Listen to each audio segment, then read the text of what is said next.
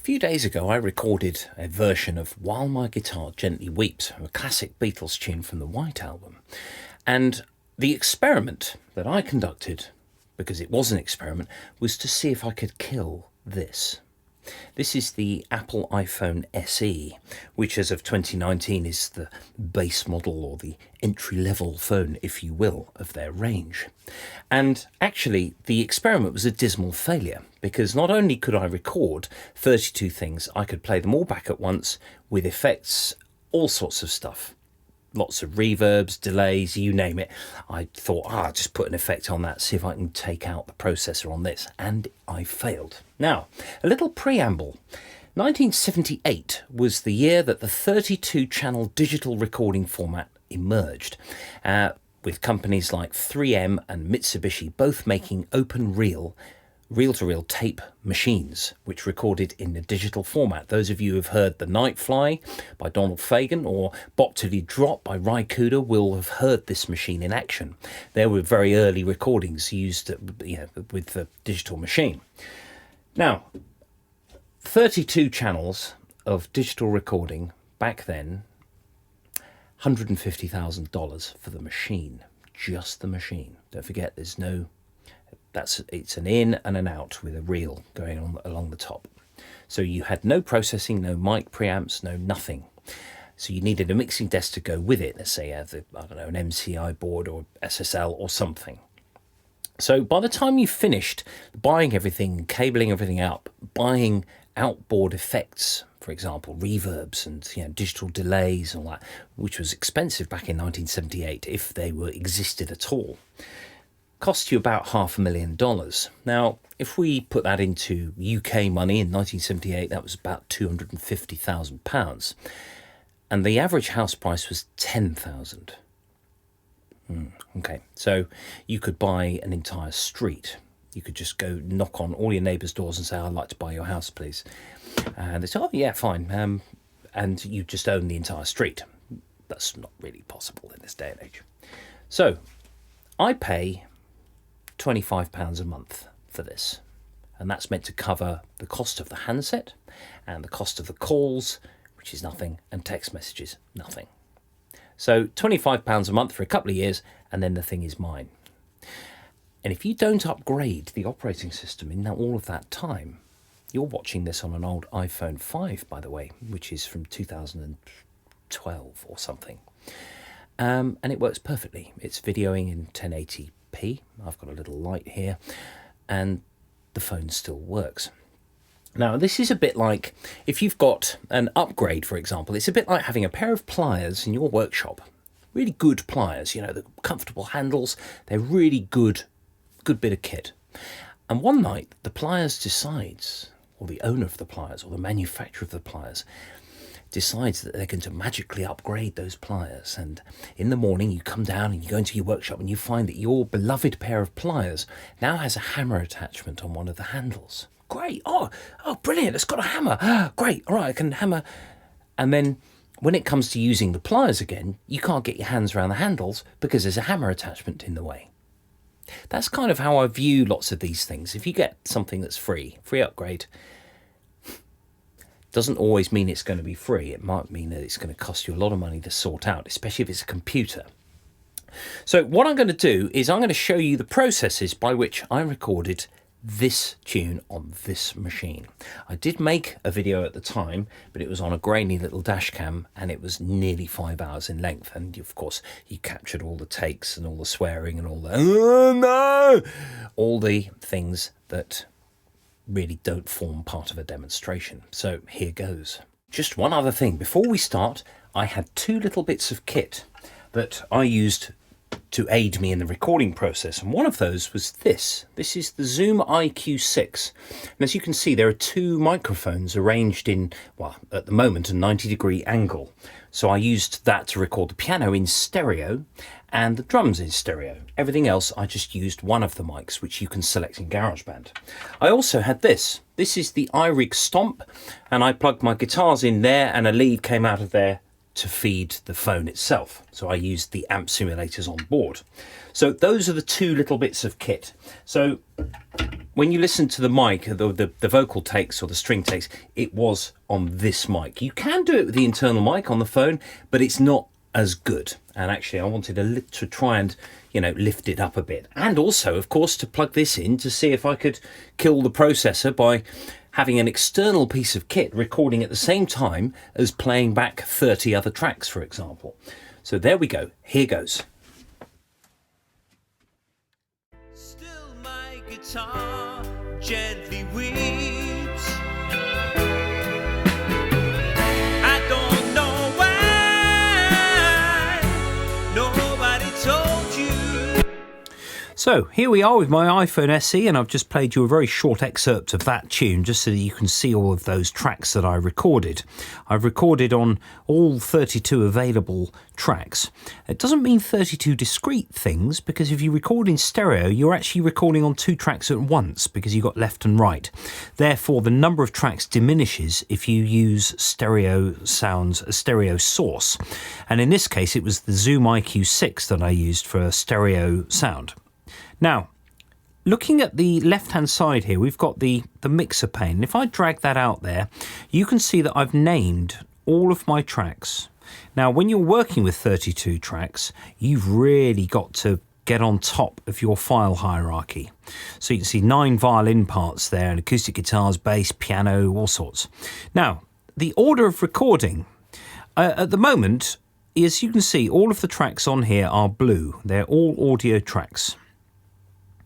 There we go. But I recorded everything to a programmed drum rhythm, which was actually one of the tracks on GarageBand. But because I used all 32 to record audio, I had to delete the drum rhythm at the end. Now, when you program up a drum rhythm, you have to be really, let's just check the tempo of this, just so I can, 66. So if I just go into a new song, for example. There we go. Now, when I recorded this, I basically did a drum track. If I select a tempo of 68. 68 is quite slow. Therefore, if you just use the click at the top there, it's not going to give you the resolution to play to. So, something like this.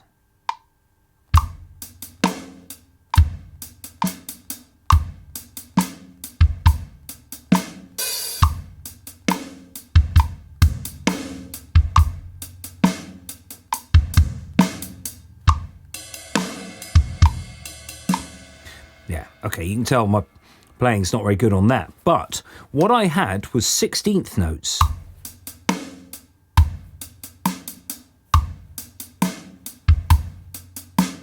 Because that metronome just going tick, tock, tock.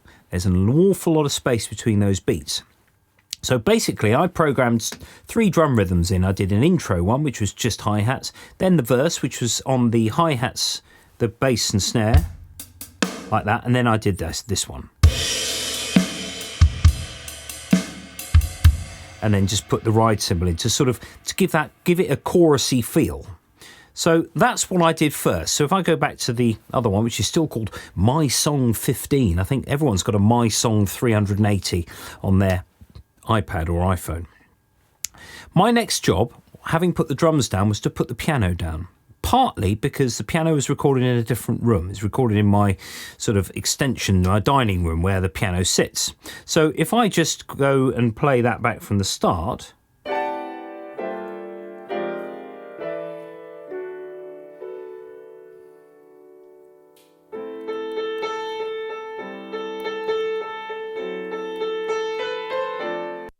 Now, one reason that I recorded the piano first it's twofold, really. First of all, you get a nice balanced mid-range sound that you can hear easily. You're not recording to a bass or just hi-hats, for example. You've also got chords and bass line. At the same time, you've got chords, bass line, and some little sort of other twiddly bits that you can record stuff to. So the next thing that I did, if I just bring in the drums that I recorded, which are at the top here,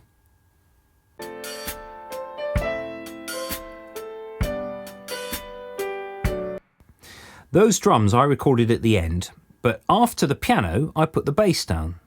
Now, the bass is... I recorded this via the iRig, and I just plugged into the phone and just recorded the signal level. I didn't use a bass amp simulator. I just recorded it as a standard sort of vocal type take on something like this. So squeeze is like a compressor, and indeed the bass is compressed here. So if I just play back the piano, bass and drums,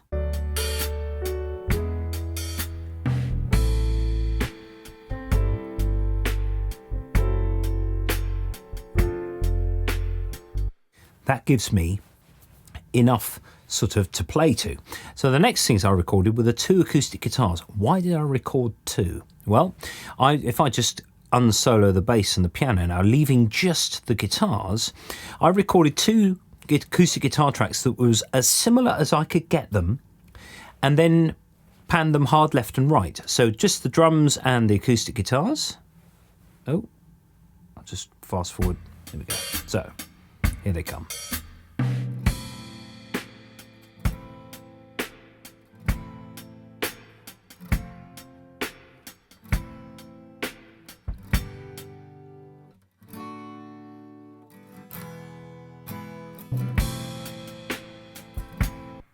So, what acoustic guitars would do in this situation is to give you rhythmic information that maybe the bass and the piano didn't give, but it also gives it a nice stereo flavour. So now we've got essentially bass, drums, piano and guitars.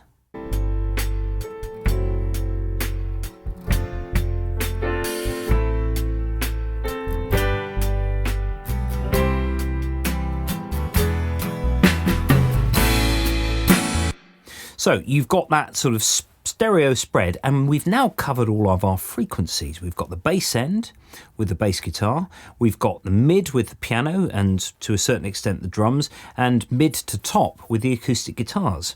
That means that everything else that I put on I can consider in an audio way, so that I'm not sort of putting lots and lots of mid stuff down first of all, for example. It's just getting all of those things in one place. So the next thing I did was to put the lead guitar down.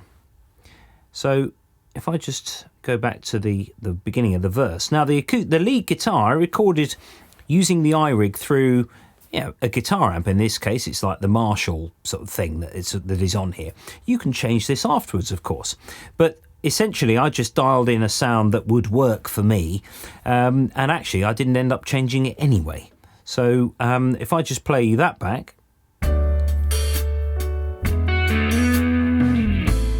at you all see the love there that's sleeping, and here comes the guitar fill, while my guitar gently weeps.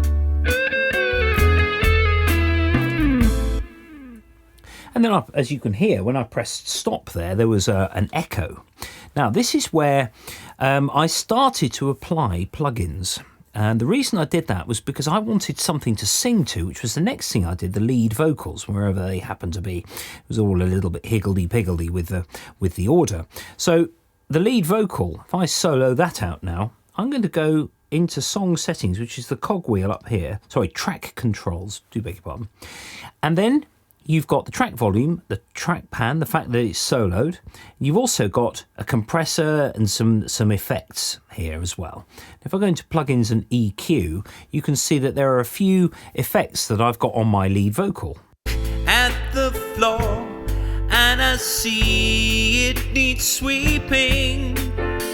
Still my guitar gently weeps.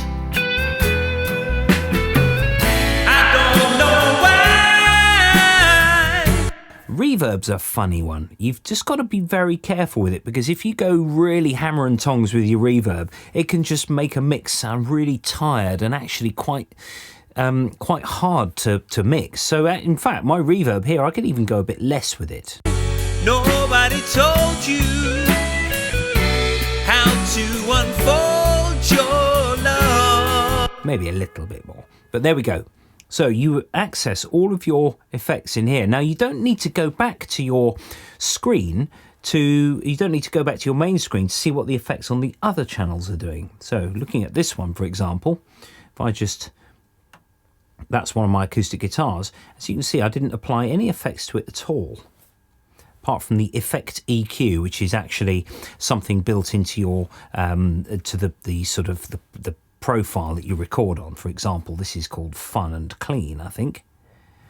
There we go. So it's obviously put on, and yeah, this is the effect EQ, this tone. It just happens to be in the middle, so it doesn't affect the sound. So let's have a look. What have I got now? Then after the vocals, I had pretty much the tune ready to tinker around with other things like the flutes and the violins, extra guitar parts and backing vocals, and my pedal steel guitar.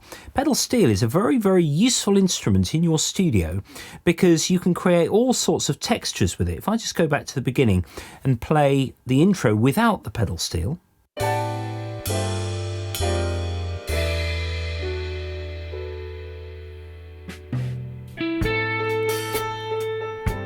Now I'm going to add the pedal steel, and you can hear that you can get an extra dimension without necessarily sort of making it at the forefront of your mix. There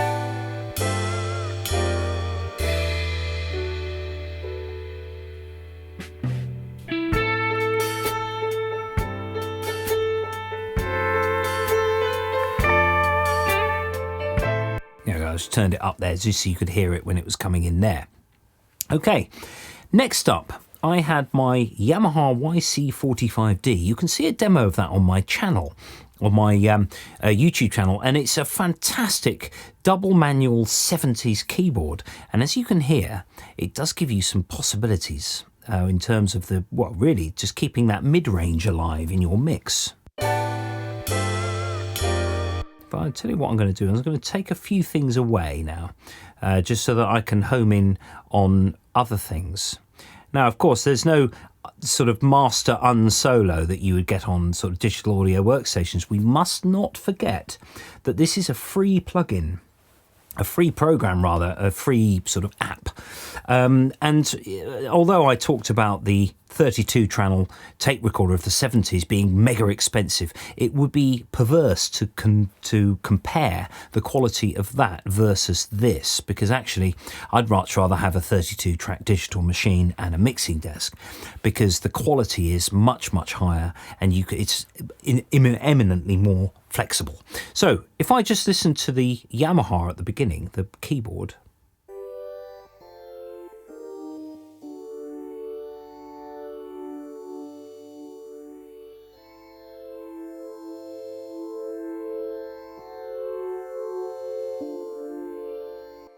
So it's just an extra nice mid-range glue to get everything to sort of work together.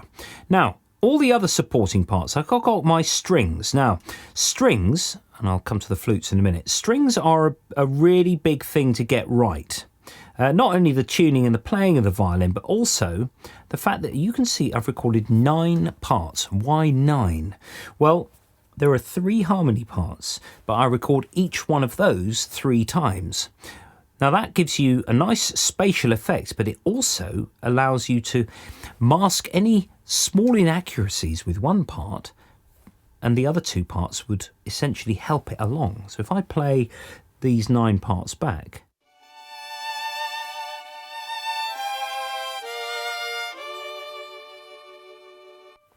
now if I took violin 1, tell you what, no, because what I've done is I've panned them hard left and hard right. I'll just go to check in my settings to see what has been panned where. Yeah, violin 1, violin 2 is on the right, violin 3 is on the left. So I need violins 1, 4 and 7 to sort of illustrate this point. 1, 4 and 7. There we go. These are the 3 parts on their own.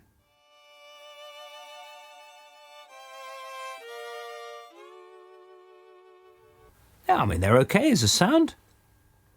But when you add these other parts, not only do you get a fuller sound, but you also get a nice stereo picture, which is, you know, important. Now, the same thing happened with the flutes at the beginning. I recorded 3 flute parts.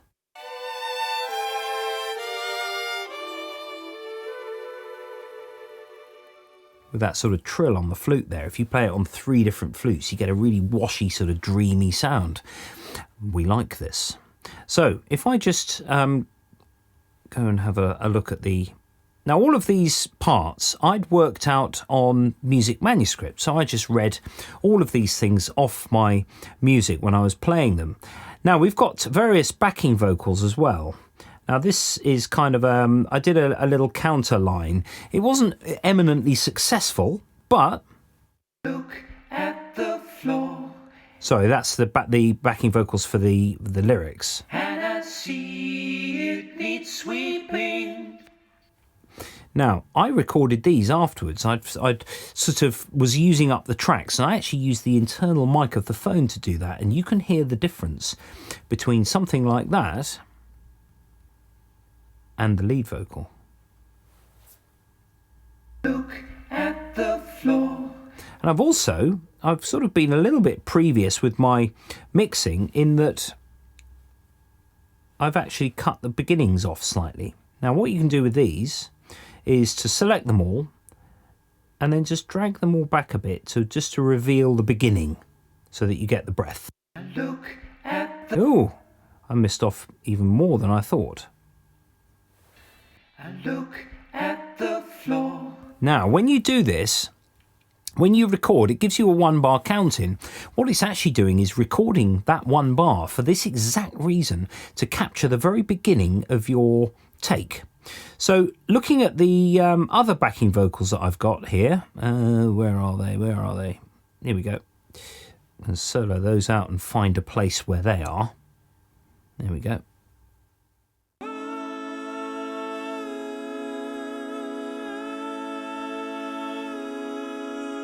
So I just recorded some harmony parts there that were kind of just making that chorus. I don't know how. And there were a few guitar parts that I put in using, I've got a Yamaha MSG. It doesn't stand for monosodium glutamate. It actually stands for, well, I don't know what it stands for, but it's a nice Yamaha guitar from the 90s.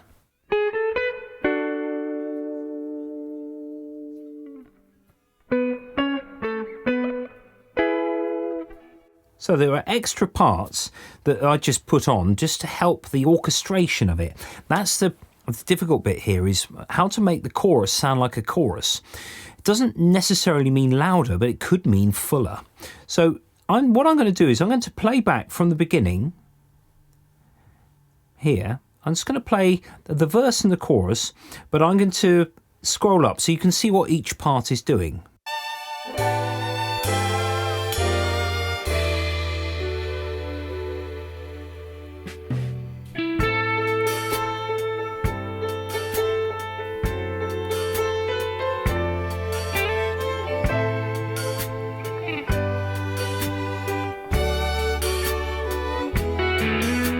I look at you all, see the love there that's sleeping, while my guitar gently weeps. I look at the floor and I see it needs sweeping, still my guitar gently weeps.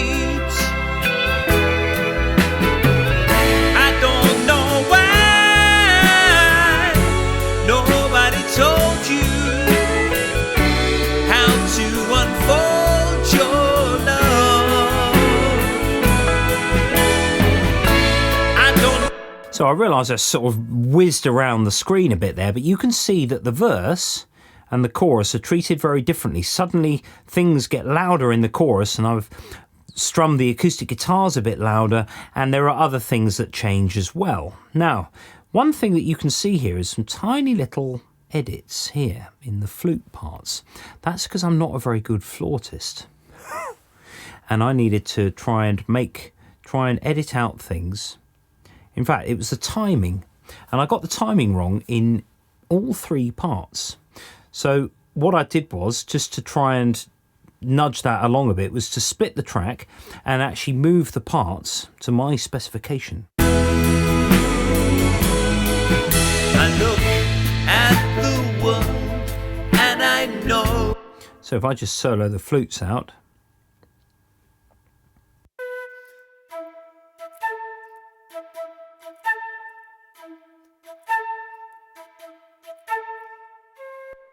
So what I'd done was I'd actually rushed this slightly, and I've just nudged everything slightly to the right, just to give myself that sort of security rhythmically. Now, for me, rhythm is number one importance when you're recording parts like this. If you've got parts that are rhythmically really tight, sometimes you can get away with tuning errors because, well, I mean, with violins, it's inherently the case that tuning is not always perfect. So now, on here, I've got a second guitar part, one of my Yamaha parts.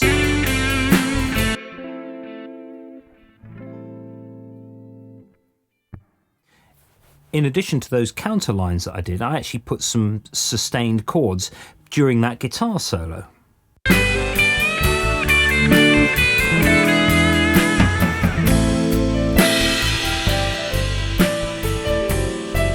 Now, when you're mixing stuff like this, it's very often the case that if you mix something quite low, where suddenly you can't hear it anymore when you take it away, but you don't know what you're missing, that's quite a nice rule of thumb when it comes to mixing, especially things like pedal steel or Hammond organ, those sort of supporting parts. If you can hear them, or rather you notice when they're suddenly not there, but they're not in your face. That's quite a nice rule of thumb of mixing stuff like that.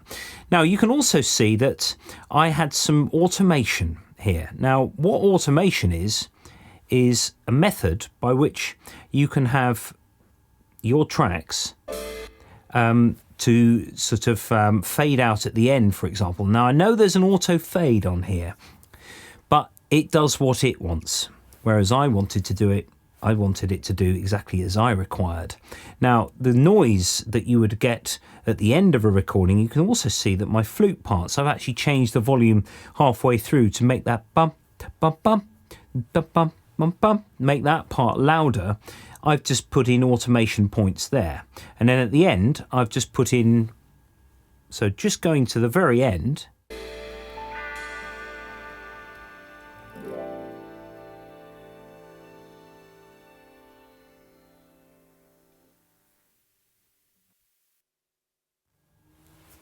I've now kept the ending really clean. There's no noise at the end. There's no sort of extraneous switching off of machines or anything like that. And I've made the bars, the length of the song, 73 bars, or basically 3 or 4 bars after the end. Now, why would we do that? Well, you want a bit of a gap before the next tune in iTunes starts up. So what I did with this when I finished was to go to My Songs, and then if I click and hold it, or press and hold it, I get a range of options. Share. And then you get the option to save your song, ringtone, or project. Now, project is if you wanted to send somebody the whole GarageBand file, but I wanted to just save the song. There we go. Now I'm presented with this sort of bewildering range of numbers and options. Really, what you want to do is to keep it uncompressed. And as you can see, 44.1 kilohertz, 24-bit. What does that mean? Well, in real terms, it means that for every track that you've got, and you can do some other things as well, every track that you've got will take up 7.5 megabytes per minute.